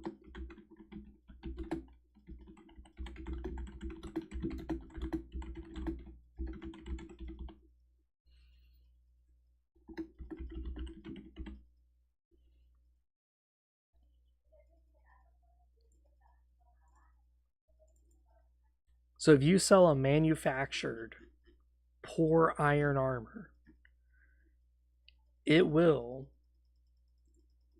manufactured quality item. So you may go to Nuring. So, yeah, funny. Even when you eat well, you suffer consequences. As I said, when it came to the Demon Realm, as I was designing it, I realized that I'm basically designing a game that is forcing players to engage with it the same way that the one game Pathologic does. I've never played Pathologic, but I've watched this guy on YouTube and he did like a fucking 2 hour video on it. And it was so interesting the way he talked about it was that you're not playing a game that has a food mechanic where you have to manage your hunger. No, no, no, no, no. You're playing a game that's about starving to death. You're not playing a game that allows you to use money to buy things. You're playing a game where you have no money. This is what I want the Demon Realm to be like. I want it to be where if you try to be some really cool dude who's cool with everybody, who da da da, blah blah blah blah blah, all this shit, you're not gonna succeed. You're gonna struggle. But if you're some piece of shit who keeps on undercutting people, keeps trying to find the fast track through things, you'll get a lot of stuff. You'll do really, really well. But eventually, someone who's a better asshole than you, not a bigger asshole, just a better one, is going to fuck you over. And everybody that you fucked over is going to come kick your ass. So it's like, it's not that easy. Yeah, Grey Broth will sell protein bars made of processed strained mutant flesh. Yeah. So we got a manufactured quality item. And this will be just the same thing. So you'll buy manufactured, decent steel armor, cheap as fuck. And you'll pay like, we'll say 50 gold for the steel armor. But when you bought it like 10 steel armors for 50 gold. Damn, this shit's cheap because it's manufactured. But then you go to any city outside of Nuring, and that steel armor is worth a lot of money because these people don't have those manufacturing capabilities. So now that steel armor you paid 50 gold for, you're getting an investment return of almost what, 800 gold, 500 gold, and you're like, damn, I gotta do this more often. That's the way you're gonna have to play the game. You're gonna have to play the game where it's a risk reward scenario. You may say, selling this manufactured goods is great and all, but the journey from this city to the other is so fucking dangerous. I'm not doing that again. And it's like, okay, you're going to lose out on that opportunity of money, but you're losing it out because if you fuck up the opportunity, you're going to die and it's permanent. Like, there is no saving face. You are dead as fuck. Yeah, exactly, Fuddy. Navigating Hilden society is much of a hell as it is the wasteland around them. I like that. I like that description. I need to copy that. I need to copy that because that right there is exactly it.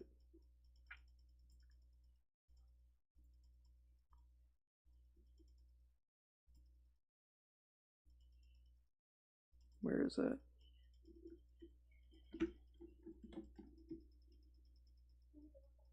I'm putting that in quotations.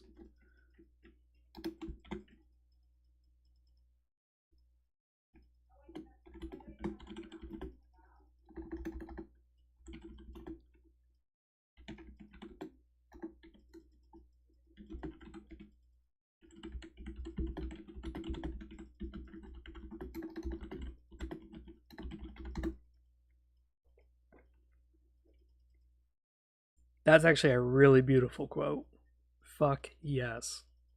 I said it already in the chat, but I cannot wait for when players are playing their own individual campaigns in the Demon Realm and they start to realize that even though they're playing individually, so like Fuddy, I'll play with just you. I'm just going to be your GM. It's just going to be you and me. You're going to do your own solo adventure. That's great. But whatever you do in the world is going to stay there. So that way, when I'm GMing with a different player, they may come across this and go, wow, whoever designed these roads, thank you. You made my journey so much safer. And I'm not going to tell them that those weren't in the game, that someone else actually made that. I'll just say, hey, someone made this road. I don't know who. So it's going to be really funny because you may have certain scenarios where, like, a player is trying to escort his caravan because he's really rich with money and he decides to do a really risky business maneuver. Well, to save time, because he's an engineer, he decides, I'm going to build a staircase over this cliff. I have the materials. I'm going to do that. Cool. He builds a staircase that goes over the cliff, which saves him like 3 days of travel time.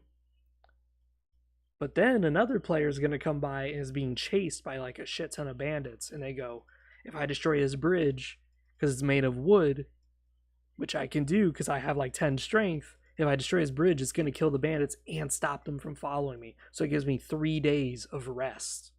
And I go, okay, go ahead and do it.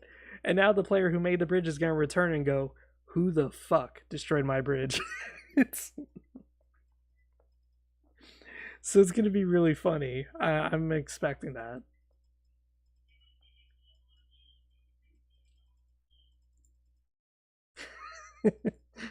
Who the fuck destroyed my bridge?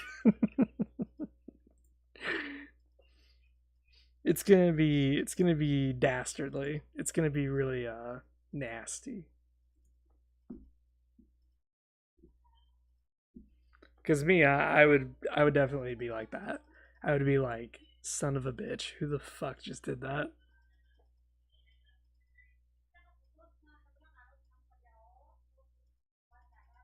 Wasteland diseases. We have scorched, scabites, scabites. Um, what would be another wasteland disease that we could think of?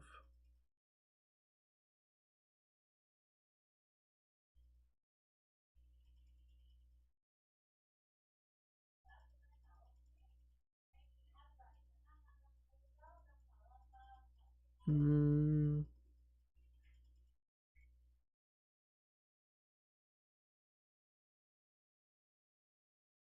I know. This is gonna be a really nasty one. Let's say you encounter the Tower of Malkazor and you somehow break free. You're gonna have a disease, and it's a disease of the mind, where your mind was just fucking assaulted. So now you're gonna have certain issues to deal with. Where is it?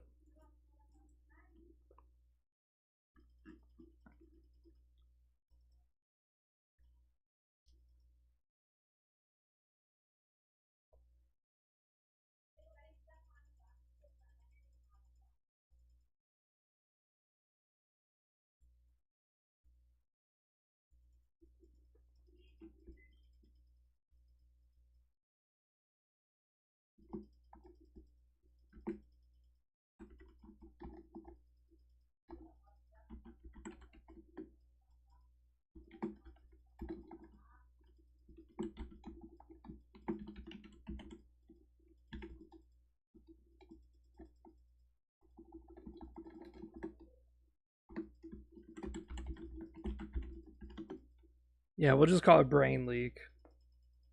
You finally understand. What do you finally understand? Brain leak.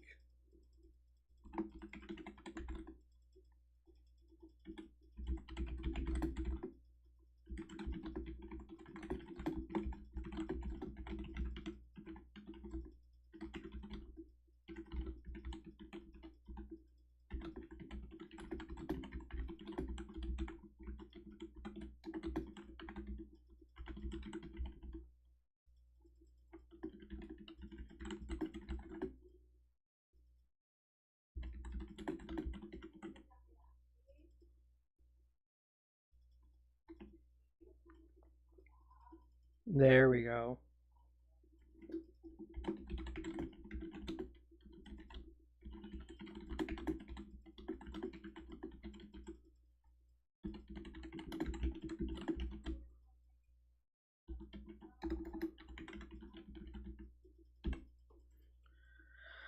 Brain leak.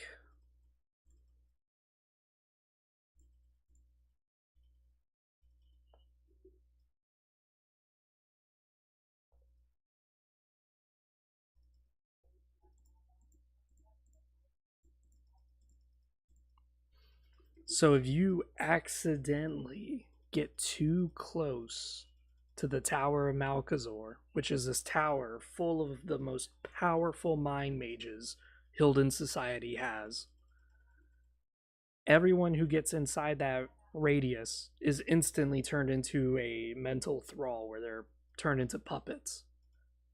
But if you escape by accident, like let's say you're mumbling about doing your business and all of a sudden you stumble and you accidentally trip outside of the field, or in this case, let's say you start to feel the Malkazor and you're such a high level, or you're such a good mind mage, or something, or you have such high intelligence that you can feel it drilling into your skull, you immediately go, whoa, whoa, whoa, and you back up. Now you have brain leak, which is a disease of the brain. And it's because you just got mentally raped by who knows how many mind mages. And this is what it causes, is that you can no longer regenerate runes naturally. And you suffer from a loss of your level. So if you're level 8, you're now level 7. If you're level 1, you're now level 0. Whatever it is. Can't go below 0, of course. But this causes some really nasty effects.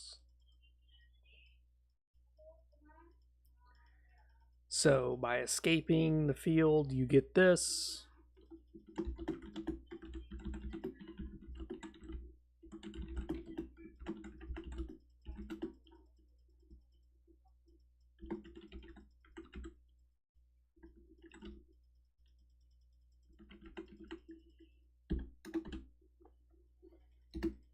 I'm writing down the cures, and this is again for me, so that way I can remember how to cure you guys when you guys get these ailments.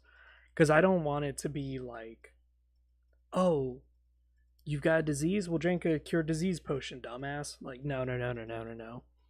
Some of these diseases are gonna have things where elixirs are not an option. And you're gonna have to go out of your way and travel and find ways to cure your diseases.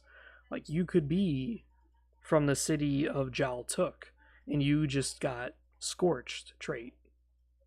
Well, you're not going to be able to heal Scorched in Nuring because the cure is by drinking water or getting under shade or cover.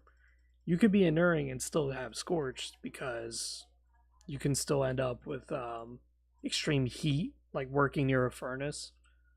But the moment you get away from it, maybe just stay in like the city or something, you'll be fine. Scabites.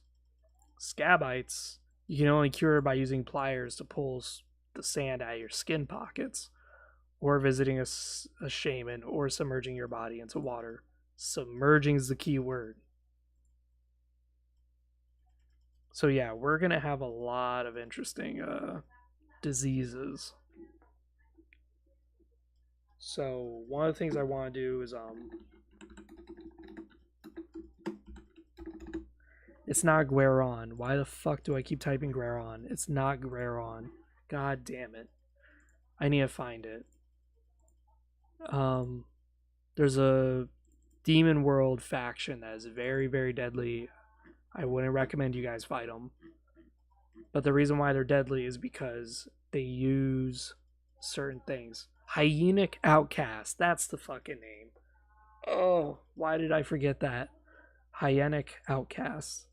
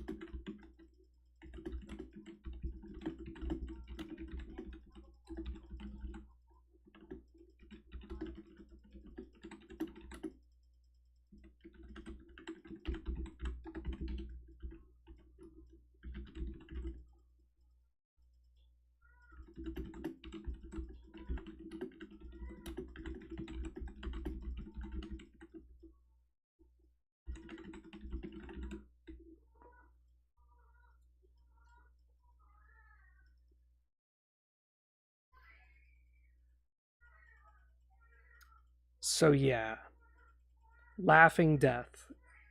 Um,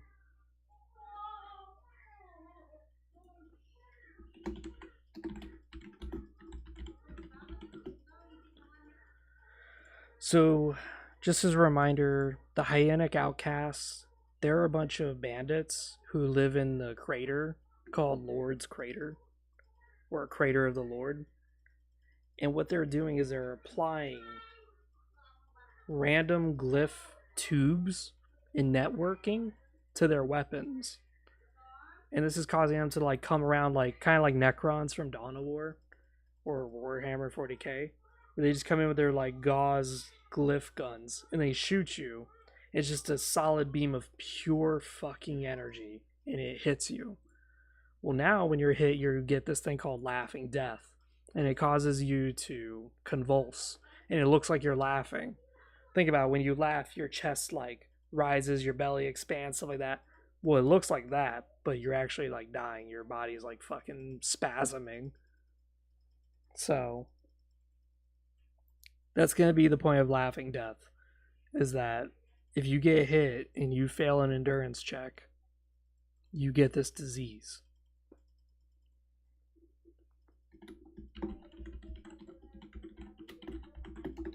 Triggers every time player is around static electricity, cast energy spells, is touched by glyph,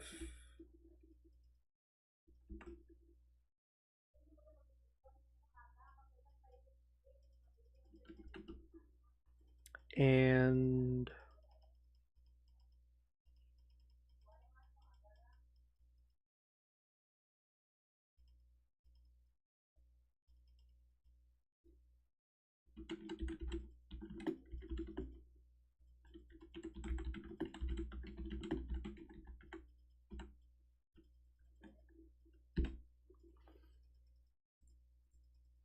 there we go. Yeah. So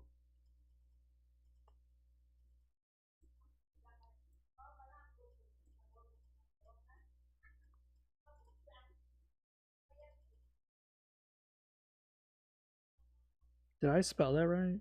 Yeah, Hyenic Outcast. I spelled it. So the thing is that I did three. So we got the Gueron pack, we got the Hyenic Outcast, and we have the Twirl Shanks. The Twirl Shanks is the most numerous.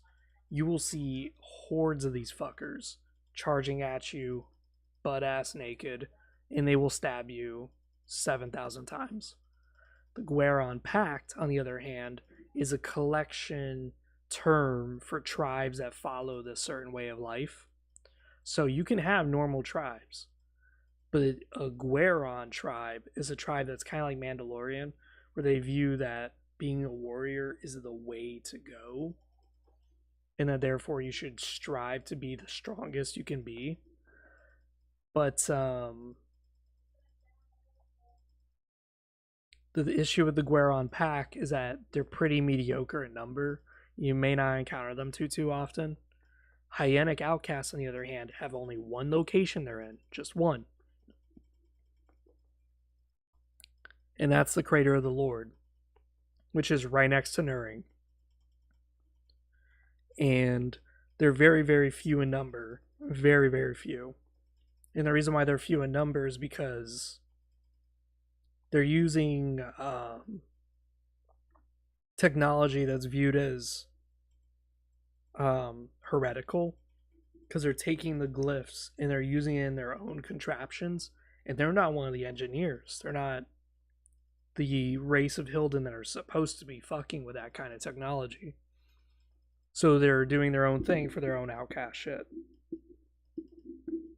So Laughing Death may seem like a really nasty weapon to get hit by, but you have to remember that they're so rare, you're probably never going to encounter it. And also, if you do end up getting one of their weapons and you figure out how to use it, that's great for you. But I'm just warning you now as a player that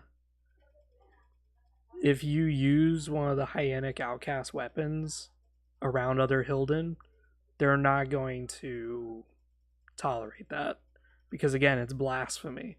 It's a disgrace to engineering, this crude jury rigging of the glyph system to be weaponized. Like, it's got no place in their society. They will easily like rat your ass out and get your ass the fuck out of here. So you're kind of stuck. Can't really join the outcast, but at the same time can't really like use their equipment, even though it's really fucking good. Like, here's a secret tip. If you use one of the Hyenic Outcast glyph guns, you would insta-kill a Cycloneer. Now, you may think, what the fuck? Why would you tell me that? I haven't learned it yet from the game. Well, I'm telling you that because you're probably never going to ever fucking have that scenario.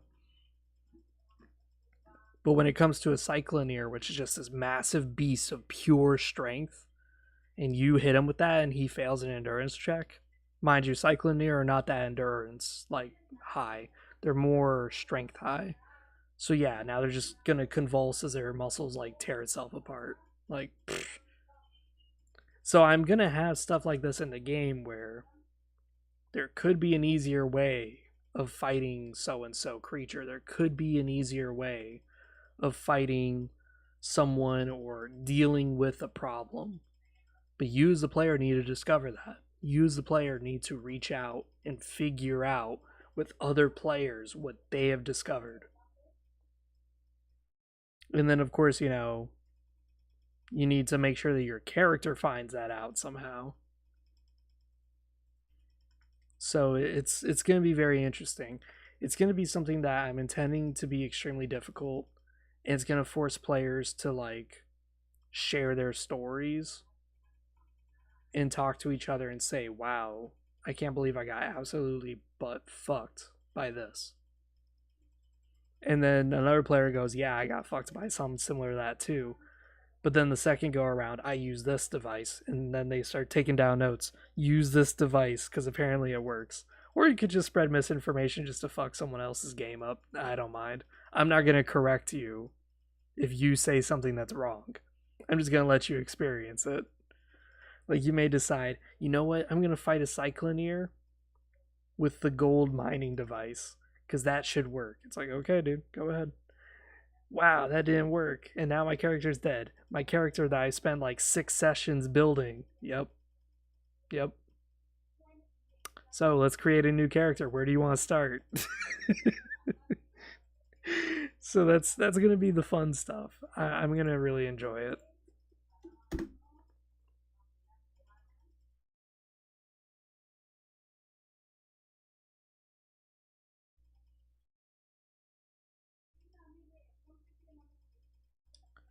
Let's think of something else.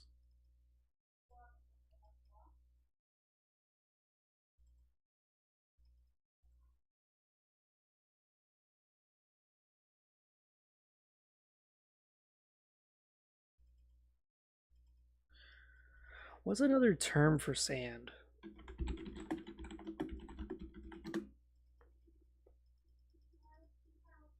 Dunes. That's actually a good word, dune.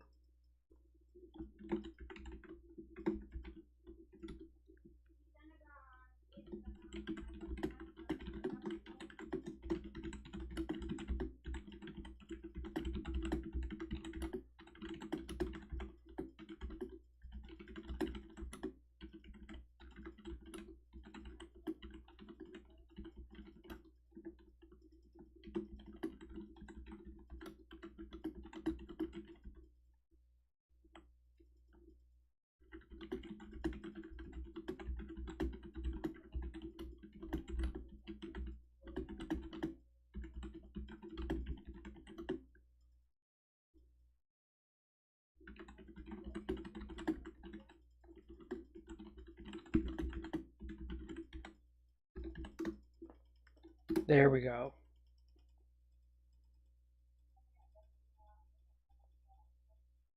Gygeria, and that sounds really nice.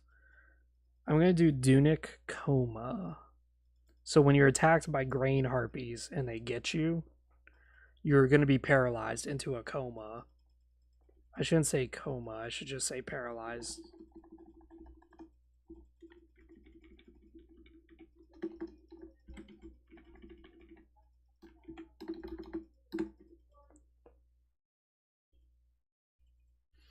All the person can do is talk, but they cannot move their body as the sands of the desert slowly covers their body, resulting in death. So what may happen is you the player encounter grain harpies. You try to fight them off, but one of them grabs you. You fail a charisma check, you fail an endurance check, you fail every check possible to break out of that fucking hold. Now the harpy casts its crazy sand magic on you, and now you enter into a Dunic coma. You are left paralyzed, laying down in the sand. And I will tell you, okay, do you want to keep playing or do you just want your character just to die right now? Like, not even fight it. If you say you want to keep playing, then I'll say, okay. A day passes. It's a day right now. And nothing's happened. You feel like the sand is piling up over your hand. Okay. It's nighttime. The sand is slightly rising above your hand. The wind is blowing, and you can feel the sand leaving scars on your face. Now it's the morning. You think you hear someone coming by. You can't see anything because you're paralyzed just looking straight up into the sky. Do you want to try shouting out to them? And it's like, okay, I'll shout out to them. All right, roll a charisma check. You roll a charisma check, you pass. Great. You yelled out for help, and whatever it is, that person heard it. They come over to find you. Turns out it's not a person. It's a demon. Now you're dead because they're going to eat you. Like, it could be really bad. So it could be instant death. But it could be really fun. It's like, oof, maybe you will be saved. But you got to do a coin toss, man. Are you going to risk it? Like, it's a bad way to die. It is a very bad way to go.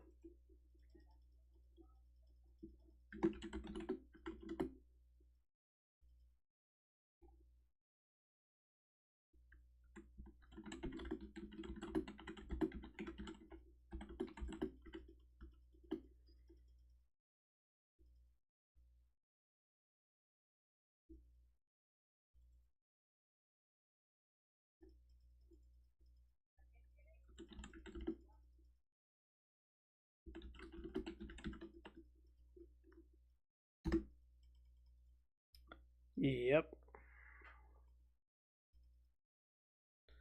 You're starting to doubt there's a good way to die in the demon realm. Yeah. There really isn't. There's a lot of nasty deaths. So when it comes to you're exploring the cities, right? And you're like, huh, everyone's a bit of an asshole. Everyone seems to be selfish. Everyone's after their own problems. They don't seem to give a shit about my problems. It's like, yeah, because look at the world you're in.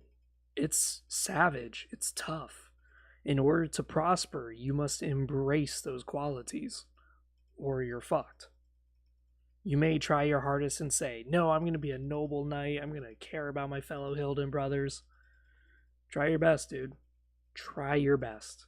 But you will get fucked up for it. So, I think we're good here. The streams have been going on for almost like 2 hours now. Yeah, 2 hours. So we're gonna end the stream here. I'll try working on this later. Besides that, see you guys next time.